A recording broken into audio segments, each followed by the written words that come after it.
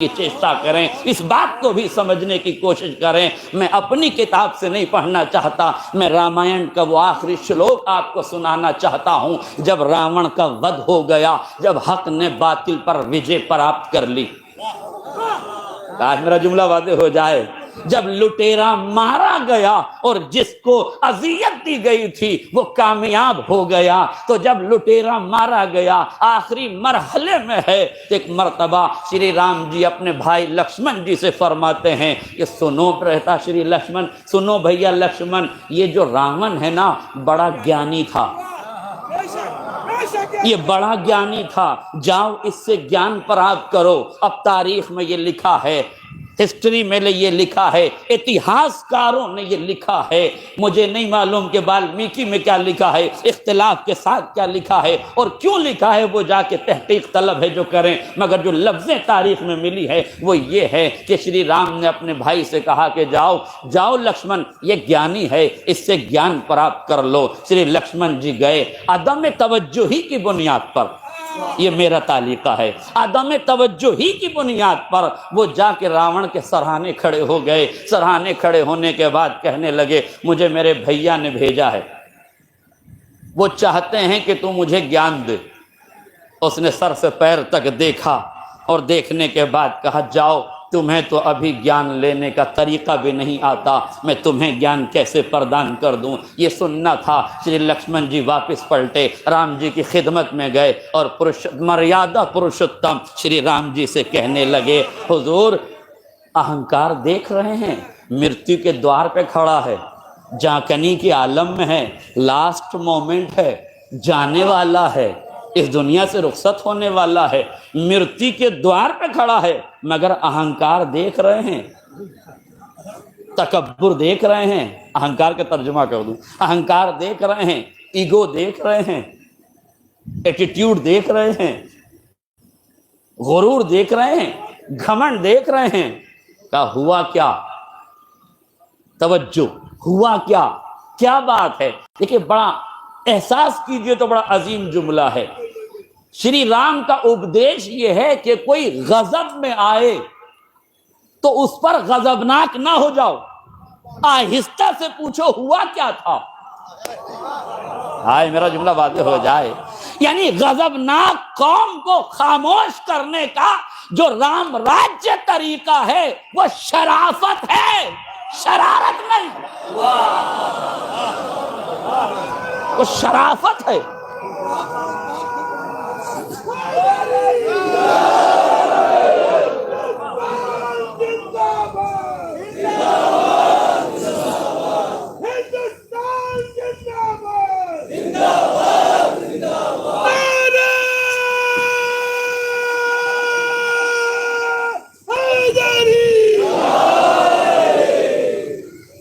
غور فرمایا آپ نے؟ فوراً انہیں شانت کیا، خاموش رہو تھوڑی دیر، اب بتاؤ ہوا کیا؟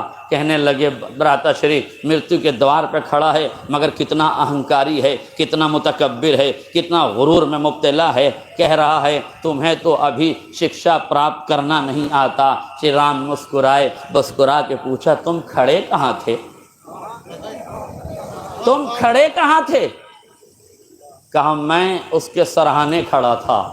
کہا تو پھر غلط جگہ کھڑے تھے، گیان گرو کے چرنوں سے پراپت کیا جاتا ہے، تمہیں پائنتی کھڑا ہونا چاہیے۔ میرے عزیزوں یہ ہے رام راجیہ کی وچار دھارا کہ جہاں تعلیم حاصل کی جائے وہ مقام بھی لائق احترام ہوتا ہے۔ یہ ہے رام راجیہ کی پریبھاشا کہ جہاں سے ایجوکیشن ملے، جہاں سے تعلیم ملے، اس مقام کا مہتو یہ ہے کہ سرہانے نہ کھڑے ہو، پائنتی کھڑے ہو۔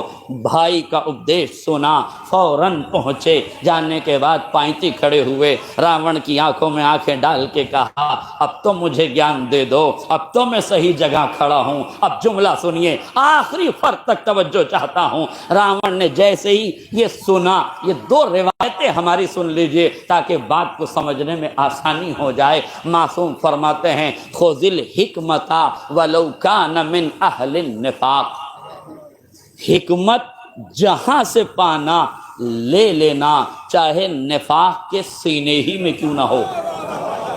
خذ الحکمت، حکمت جہاں سے پاؤ، خذوہ اینما وجدتموہ، جہاں سے حکمت پاؤ وہیں سے لے لو۔ دوسرا فقرہ نہج البلاغہ میں امیر بیان و سخن مولائے متقیان علی ابن ابی طالب علیہ السلام، مولا فرماتے ہیں لا تنظر من قال بل انظر ماذا قال، دیکھو یہ نہ دیکھو کہ کون کہہ رہا ہے، میرا مقدمہ سنیے، یہ نہ دیکھو کہ کون کہہ رہا ہے، یہ دیکھو کہ کیا کہہ رہا ہے۔ یہ نہ دیکھو کہ راون کہہ رہا ہے، یہ دیکھو کہ راون کہہ کیا رہا ہے۔ آج میرا جملہ واضح ہو جائے، جیسے ہی شری لکشمن جی نے راون سے کہا کہ آپ گیان دے دو، تو کہنے لگا راون سنو لکشمن، مجھ راون کو ہزاروں دیوی دیوتاؤں کا وردان پراپت تھا، کسی طاقت میں اتنی طاقت نہیں تھی کہ میرا بال بیکا کرتا، مگر میں اس انجام کو پہنچا ہوں اپنے اہنکار سے۔ ہائے میرا جملہ واضح ہو جاتا، میں اس نتیجے پہ پہنچا ہوں اپنے ایگو کی وجہ سے، غرور کی وجہ سے، تکبر کی وجہ سے، گھمنڈ کی وجہ سے، انا کی وجہ سے، اہنکار کی وجہ سے۔ تو خیال رکھنا کبھی اہنکاری نہ ہو جانا۔ میں امت مسلمہ کو، پوری دنیا کے مسلمانوں کو، پوری دنیا کے حکمرانوں کو یہ بتانا چاہتا ہوں، جب گیانی کا اہنکار نہ بچا تو اگیانیوں کا اہنکار۔ نعرہ تکبیر، آخری آدمی کا ہاتھ اٹھانے، نعرہ تکبیر، نعرہ رسالت، ہندوستان، ہندوستان، اسلام، نعرہ حیدری۔ ایک سلوات پڑھ دے محمد اور آل محمد کو۔ ہندوستان تک ٹھیک ہے، بس ہندوستان۔ اہنکار کسی کا بھی نہیں بچے گا، اتنا بڑا گیانی تھا مگر اہنکار کی وجہ سے مارا گیا، اتنا بڑا گیانی تھا اپنے اہنکار کی وجہ سے ڈوب گیا۔ اس کا مطلب یہ ہے میرے عزیزوں، برا نہ مانیے گا، میں یہ نہیں کہہ رہا ہوں کہ حجاب کے خلاف ریلیاں نکالو، حجاب کے خلاف ریلیوں کی ضرورت نہیں ہے، اپنی بچیوں کو باحجاب بنا دو، اپنی بچیوں کو باحجاب بنا دو، اس لیے کہ حجاب انسانی نظریہ ہے، حجاب ہندوستانی سبھیتا ہے، یہ اسلامی نظریہ بعد میں ہے، ہندوستان کی سبھیتا پہلے ہے۔ دیکھیں کچھ چیزیں فطرت میں ودیت کی گئی ہیں۔ امریکہ نے ایک گڑیا بنائی جس ڈال کا نام رکھا باربی ڈال، بہت سے لوگ جانتے بھی ہوں گے اس سلسلے میں۔ امریکہ نے باربی ڈال کیوں بنائی؟ تاکہ ایران میں بے حجابی کو عام کر دیا جائے، لہذا اپنا پروڈکٹ بنا کر بھیجا گیا ایران کی جانب۔ ایران میں جیسے ہی باربی ڈول پہنچی، ذرا سے اثرات ہونے لگے، بے حجابی کا پیمانہ چھلکنے لگا، مگر جو دیندار معاشرہ تھا، مذہبی معاشرہ تھا، مذہبی معاشرہ دو رخی نہیں ہوتا۔ دیکھیں برا نہ مانیے گا، میں چھوڑتا کسی کو نہیں ہوں، مذہبی نظریہ رکھنے والے، مذہبی وچاردھارا رکھنے والے دوغلے نہیں ہوتے، ان کے یہاں جو مجلس کا پردہ ہے وہی شادی کا پردہ ہوتا ہے۔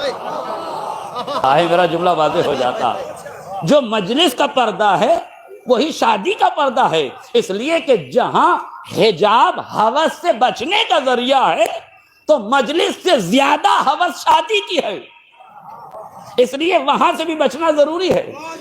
ظاہر ہے جو دیندار معاشرہ تھا اس میں محسوس کیا، ایک عالم دین نے اپنی بچی کو تربیت دی تھی، ان کی زوجہ بھی تربیت یافتہ تھی، زوجہ نماز کے لیے کھڑی ہوئی ہوتی تھی تو بچی کے سر پہ اسکارف لگا دیا کرتی تھی، بچی روزانہ اسکارف لگاتی تھی، ماں کے پہلو میں کھڑی ہو جاتی تھی۔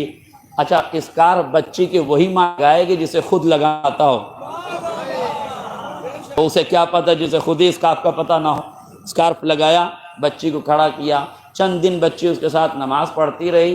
ایک دن بچی نے ایک گڑیا اٹھائی، وہی باربی ڈال جو اس گھر تک اتفاقاً پہنچ گئی تھی. اس نے باربی ڈول کو اٹھایا، دیکھا چاروں طرف سے برہنہ ہے، اس کے چہرے پر اسکارف لگایا، چھوٹا سا کپڑا لگایا، اپنے ساتھ مصلی عبادت پہ کھڑا کر لیا. باپ نے اس منظر کو دیکھا، محسوس کر لیا کہ دشمن کی سازش کو ختم کیسے کیا جاتا ہے. کمپنیوں کو متوجہ کیا گیا، امریکہ نے باربی ڈول بنا کے بھیجی ہے، اب ہم ایک ڈول بنائیں گے جس کا نام مریم رکھیں گے، جس کے چہرے پہ حجاب لگائیں گے، اسے امریکہ میں بھیجیں گے اور دنیا کو بتائیں گے کہ ننگے سماج کو حجاب کیسے پڑھایا جاتا ہے.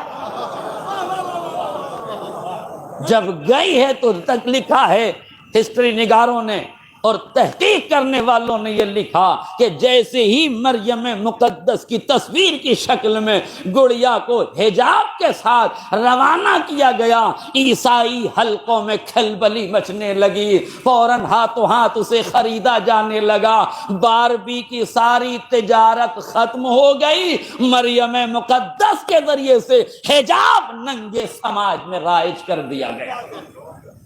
اور فرما رہے ہیں اس کا مطلب یہ ہے کہ ہمیں خود عمل کرنا پڑے گا، اس کے بعد مرحلہ طے ہوگا. اب رہا سوال کہ قرآن میں حجاب ہے کہ نہیں. اب قرآن میں حجاب میں کیسے سمجھاؤں؟ میں آپ کو اس رامائن سے حجاب سمجھانا چاہتا ہوں جس سے آپ بخوبی واقف ہیں. تو آپ جانتے ہیں جب محترمہ سیتا میاں کا اپہرن کیا گیا تو راون سادھو کے لباس میں آیا. وہ جو لکشمن ریکھا کھینچی گئی تھی اسے ایک لمحے کے لیے حالات کی مجبوری سے کراس کیا گیا. میرے عزیزوں، میرے جملوں پہ توجہ کیجیے گا. میں اپنے ہر لفظ کا ذمہ دار ہوں مگر کسی کے ذوق سماعت کا ذمہ دار نہیں ہوں. میں اپنے لفظوں کا ذمہ دار ہوں. اہل علم تشریف فرما ہے، قسم خدا کی آسمان علم کے سارے ستارے تو آج اس بزم مدحت میں جمع ہو گئے. علماء کرام کا مجمع ہے. یہ ستارے علم کے چمکتے ہوئے افراد یہاں بیٹھے ہوئے ہیں. طالب اصلاح رہوں گا. ان بزرگوں سے ایک صلوات پڑھیں محمد و آل محمد. مرحوم فیروز حیدر صاحب قبلہ نے بڑا خوبصورت جملہ کہا تھا. اگر میری ماؤں بہنوں تک یہ جملہ پہنچ جائے تو میں سمجھوں گا میری مجلس کا حق ادا ہو گیا. وہ کہتے تھے شری لکشمن جی نے ایک ریکھا کھینچی تھی، اگر مجبوری میں بھی اس ریکھا کو پار نہ کیا گیا ہوتا تو اتنی بڑی رامائن عالم وجود میں نہ آتی. اس کا مطلب ہے کہ عورت کو اپنے کردار کی سیماؤں کو پہچاننا چاہیے، اس دائرے کے حدود کا اسے خیال رکھنا چاہیے، ورنہ مجبوری میں نکالے جانے والا قدم بھی مصیبتوں کو دعوت دینے سے نہیں روک سکتا.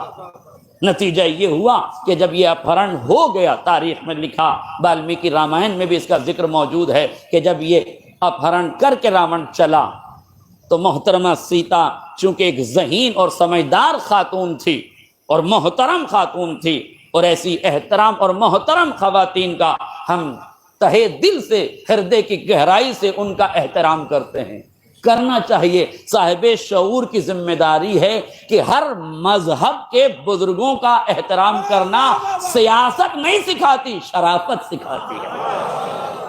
کرنا چاہیے، شرافتوں کے پیمانے چھلکانے چاہیے. لہذا محترمہ ذہین تھی، اس لیے انہوں نے اپنی کبھی انگوٹھی اتار کے پھینکی، کبھی اپنا کڑا اتار کے پھینکا، کبھی اپنی جوتی اتار کے پھینک دی. کیوں؟ تاکہ پیچھے آنے والوں کو محسوس ہوتا رہے، نشانیاں اور یہ علامتیں انہیں ملتی رہیں. لہذا جب یہ ہو گیا، ادھر شری رام جی، شری لکشمن جی، ہنومان جی کے ساتھ تینوں آدمی ڈھونڈنے کے لیے نکلے. تو اب رامائن میں یہ لکھا ہوا ہے کہ ہنومان جی نے انگوٹھی اٹھائی، لکشمن جی سے کہا یہ کس کی ہے؟ کہا یہ میری بھابھی کی ہے. پھر آگے چل کے انہوں نے کڑا اٹھایا، پوچھا یہ کس کا ہے؟ کہا یہ بھابھی کا ہے. آگے چل کے انہوں نے پیر کی جوتی اٹھائی، کہا یہ کس کی ہے؟ کہا یہ میری بھابھی کی ہے. آگے چل کے انہوں نے چوتھی چیز جو اٹھائی وہ ناک کی ایک نتھ اٹھائی.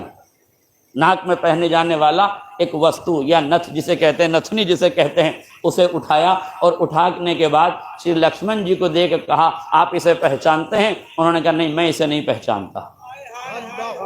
میں اسے نہیں پہچانتا۔ شری رام جی نے دیکھا اور کہا کہ یہ تمہاری بھابھی کی ہے، پرنتو تم کیوں نہیں پہچانتے؟ اب شری لکشمن جی کا جملہ ہے، اگر کسی کے سمجھ میں آ جائے تو بہت بڑی بات ہے۔ وہ فرماتے ہیں برہتا شری، میں اپنی مریادہ کی سیماؤں کو جانتا ہوں، میرا دھرم مجھے بھابھی کے چہرے پہ نظر کرنے کی اجازت نہیں دیتا۔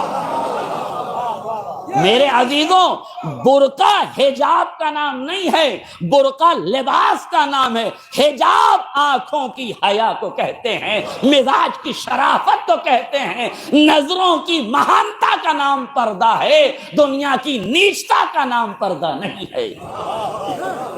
حجاب آنکھوں کی شرمندگی کا نام ہے۔ کہ میرے سماج میں یہ جائز نہیں ہے کہ میں بھابھی کا چہرہ دیکھوں۔ اب بتاؤ اس سے بہتر کسی سماج میں، کسی دھرم میں حجاب کی پریبھاشا کیا ہوگی؟ جس سماج میں بھابھی کا چہرہ دیکھنا جائز نہ ہو، اس سماج میں غیر استری کا چہرہ دیکھنا کیسے جائز ہو سکتا ہے؟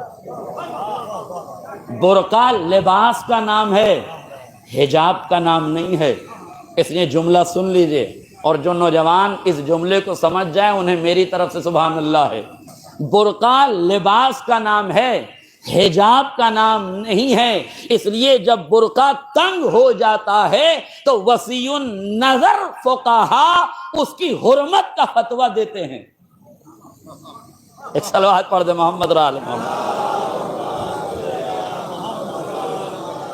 اس لیے یاد رکھیے، حجاب کو پہچانیے، مراحل کو پہچانیے۔ اس کرپٹ ماحول میں، کرپشن کے ماحول میں آپ ایماندار بن جائیے۔ پوری دنیا بے ایمانی پہ اتری ہے، اسے اترنے دیں، آپ ایماندار بن جائیں۔ پوری دنیا ظلم پر آمادہ ہے، تمہیں ظلم نہیں کرنا چاہیے۔ بہت دیر سے آپ کڑوی کسیلی باتیں سن رہے ہیں، ذرا سا ایک کرپشن کا ماحول آپ کے گوش گزار کر دوں تاکہ تھوڑی سی ماحول میں تبدیلی آ جائے۔ ایک اسکول کے پرنسپل نے، یہ کسی دھارمک استر پر بنا ہوا اسکول نہیں تھا بلکہ تمام مذاہب کی آماجگاہ تھی یہ اسکول۔ اس اسکول میں پرنسپل صاحب نے یہ چاہا کہ بچوں کی فوٹوگرافی ہو جائے، فوٹو کھنچایا جائے، لہذا پرنسپل صاحب نے فوٹوگرافر کو بلایا، تصویر کشی کرنے والے کو بلایا اور اس سے پوچھا یہ بتاؤ ایک بچے کی تصویر کھینچنے کے کتنے پیسے لوگے؟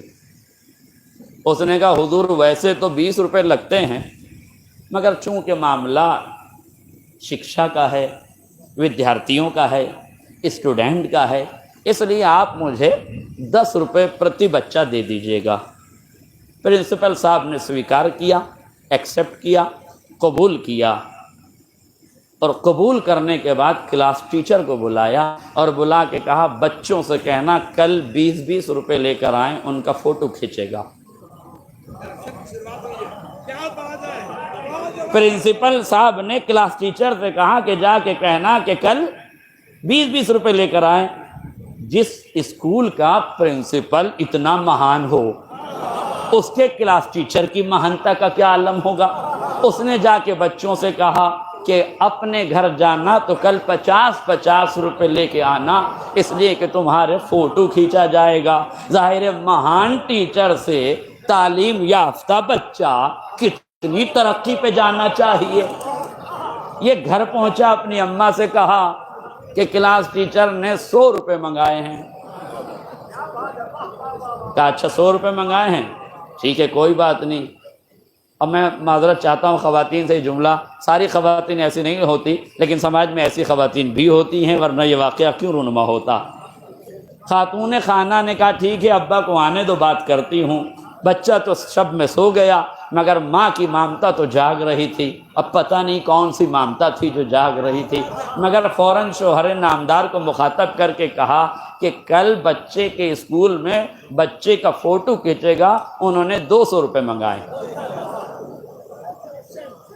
بے شک آپ کو حق ہے مسکرانے کا، مگر میں آپ سے پوچھ رہا ہوں کہ بچے کی تربیت کا پہلا اسکول کیا ہے؟ ماں کی آغوش۔ جب پہلی ہی آغوش میں کرپشن کی گھٹی لے کے پیدا ہوا ہے اور پروان چڑھا آگے جا کے، تو پھر کس بات کی امید کرتے ہیں کہ آپ اس طرح کے سماج میں کس بات کی اپیکشا اور امید رکھتے ہیں؟ یہ ویکتیگت سوچ ہی ہے جو آپ کو بدل سکتی ہے۔ بے ایمانی سے پیسہ کمانا کمال نہیں ہے، حلال لقمہ اپنی اولاد کو کھلانا کمال ہے۔ ایک صلوات پڑھ دے محمد اور آل محمد۔ بس میرے عزیزوں، مجھے بہت دیر آپ کے سامنے گفتگو نہیں کرنا ہے، مگر یہ بتانا ہے کہ حالات میں آپ کو کیسے زندگی بسر کرنا ہے، مظلومیت میں آپ کو کیسے رہنا ہے، ایجوکیشن کو آپ نے نہیں چھوڑنا ہے۔ یہ غلط فہمی ہے کہ جو لوگ نوکری کے لیے ہاتھ پھیلا رہے ہیں، کس نے تم سے کہا کہ تمہیں ملک کی ضرورت کیوں ہے؟ تمہیں نوکریوں کی ضرورت کیوں ہے؟ اپنا کردار ایسا نہ بناؤ کہ تمہیں حکومت کی ضرورت ہو، اپنا معیار علم اتنا بڑھاؤ کہ حکومت کو تمہاری ضرورت ہو۔ اگر ہر ویکتی سوچ کو پالنا شروع کر دے تو ملک سے بھکمری کا خاتمہ ہو جائے گا، مگر یہ سوچنا پڑے گا۔ بتاؤ مجھے، علی حکومت کے محتاج تھے یا حکومت علی کی محتاج تھی؟ علی حکومت کے محتاج نہیں تھے، اس لیے جب غدیر میں حکومت ملی اور عرب کی نادانی نے حکومت لے لی تو علی نے تلوار نہیں دکھائی، کردار دکھایا۔ نہیں توجہ کیا آپ نے؟ علی نے قتل و خون کے میدانوں کو آباد نہیں کیا، قرآن کی بکھری ہوئی آیتوں کو سمیٹ کر مستقبل کے لیے علم کے چراغ روشن کیے۔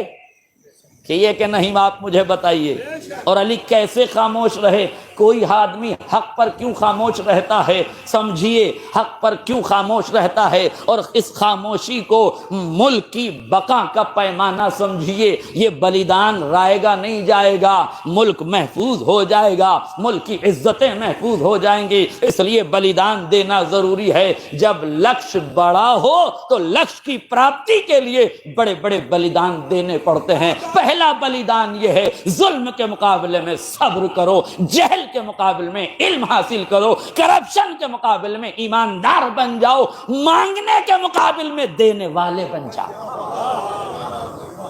اس وچار دھارا کا پنپنا ضروری ہے، اس سوچ کا آگے بڑھنا ضروری ہے، اس نظریے کا آگے بڑھنا ضروری ہے۔ بتاؤ علی کو حکومت کی ضرورت تھی یا حکومت کو علی کی ضرورت تھی؟ علی خاموش کیوں تھے؟ بڑا پرانا واقعہ ہے، مگر نئے انداز سے سنانے کی کوشش کروں گا۔ دو عورتیں لڑتی ہوئی آئی، ایک نے کہا بچہ میرا ہے، ایک نے کہا بچہ میرا ہے۔ علی نے کہا تلوار لاؤ، دو ٹکڑے کریں، آدھا اسے دے دو، آدھا اسے دے دو۔ ماں ہونے کا دعویٰ تو دونوں کر رہی تھی، مگر مامتا اس کی جاگی جو اصلی تھی۔ آئے میرا جملہ واضح ہو جائے، جو اصلی ماں تھی نا، ہاتھ جوڑے، کہا یا علی بچہ اسے دے دو، مجھے نہیں چاہیے۔ پوچھے تو کوئی کہ جب حق تیرا تھا تو مانگا کیوں نہیں؟ کہا یہی تو بتانا ہے، حق بچا رہے کسی کے پالنے میں زندہ رہے۔ آئے میرا جملہ واضح ہو، حق جیوت رہنا چاہیے، حق کو ٹکڑوں میں نہ بٹنے دو، حق کو ٹکڑوں میں نہ بٹنے دو، حق زندہ رہے گا تو اہل حق پہچان لیے جائیں گے۔ حق ہی ٹکڑوں میں تقسیم ہو گیا۔ توجہ، حق کو پہچانو، اہل حق کو خود بخود پہچان جاؤ گے۔ یہ نہیں کہ اہل حق کو پہچانو، حق کو پہچانو، اہل حق کو خود بخود پہچانو گے۔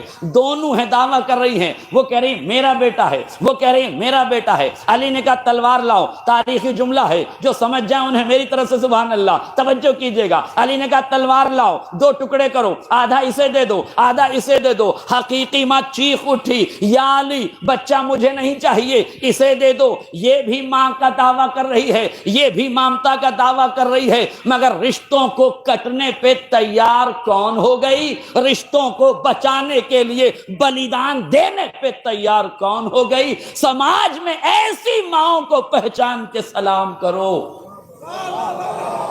ہائے میرا جملہ واضح ہو جائے، تاریخ اسلام میں ایسی ماؤں کو پہچانو جنہوں نے قربانیاں دی ہیں، جنہوں نے دولتیں لٹائی ہیں، جنہوں نے ثروتیں لٹائی ہیں، اس لیے کہ جن کو حق کی پریبھاشا کا علم ہوتا ہے وہ حق کو ٹکڑوں میں نہیں بدلنے دیتے، 2 قدم پیچھے ہٹ جاتے ہیں۔ لیجیے ہٹ گئی وہ خاتون پیچھے جو حقیقی ماں تھی۔ خواتین